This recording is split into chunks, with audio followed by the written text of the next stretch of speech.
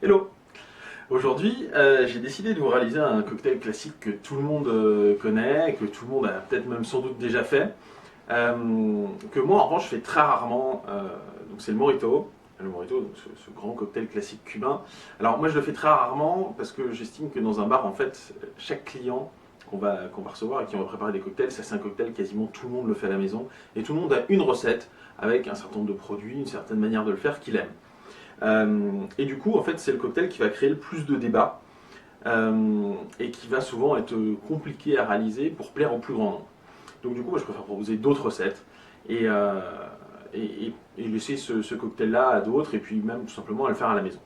Ce que je vais faire aujourd'hui, du coup, c'est vous proposer ma recette qui n'a pas vocation non plus à être une recette universelle, mais qui, à mon sens, est vraiment la recette la plus équilibrée, fraîche, aromatique qu'on puisse réaliser, et celle qui, moi, me plaît en particulier.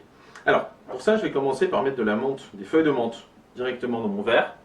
Moi, je pile pas la menthe pour une raison toute simple, en fait, c'est que dans les feuilles de menthol, il y a deux molécules aromatiques, en tout cas principales. Il y a d'une part du menthol qui est en surface des feuilles, et d'autre part à l'intérieur des feuilles, il y a des molécules de chlorophylle.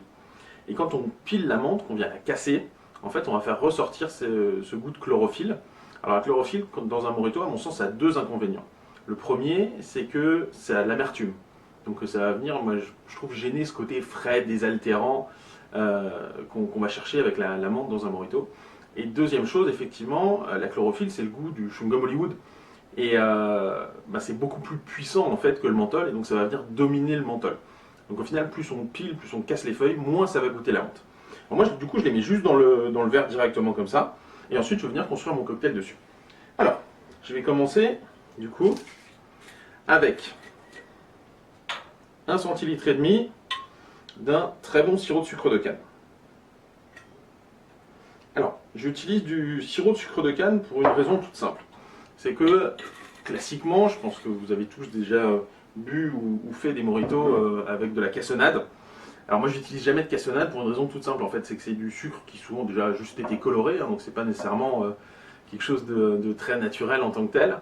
Et en plus de ça, c'est un gros inconvénient, c'est que vu que c'est des gros cristaux de sucre, en fait, ils ne vont pas se dissoudre dans la préparation, ils vont rester à l'état de morceaux.